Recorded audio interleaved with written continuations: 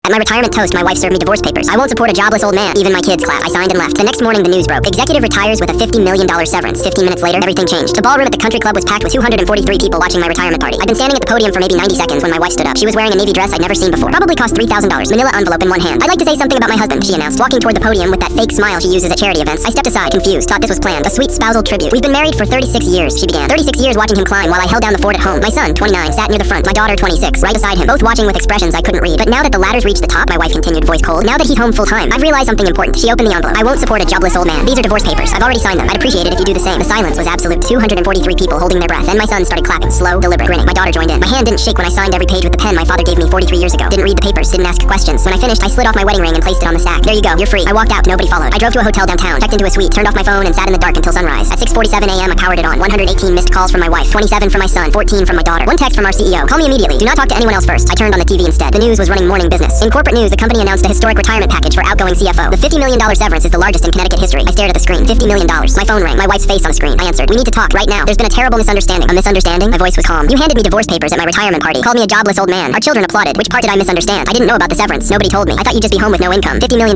Those papers aren't fair. We need to renegotiate. You wanted a fresh start. You got one. I hung up. Our CEO gave me an address downtown. A law office. The lawyer had been practicing family law for 19 years. Reputation for being ruthless. Did you have legal representation when you signed those papers? She asked. No. I signed them at a party. Under duress. Public pressure. No counsel. The agreement isn't valid. She slid a folder across the table. Your wife filed 3 weeks ago. Listed your net worth at $12.3 million. The petition gives her the house, half the retirement accounts, and $3.7 million. My stomach turned. That's more than half. She claimed you hid assets. Filed 3 weeks ago. Right when HR emailed her about your significant upcoming compensation. She knew. She knew something big was coming. Wanted to lock you in before the number went public. The humiliation was calculated. Over 2 weeks, my lawyer's forensic accountant investigated. Your wife's been siphoning money for 4 years. The accountant explained. Small transfers. $500 here, $1,000 there. All going to a secret account in her name. How much total? $347,000.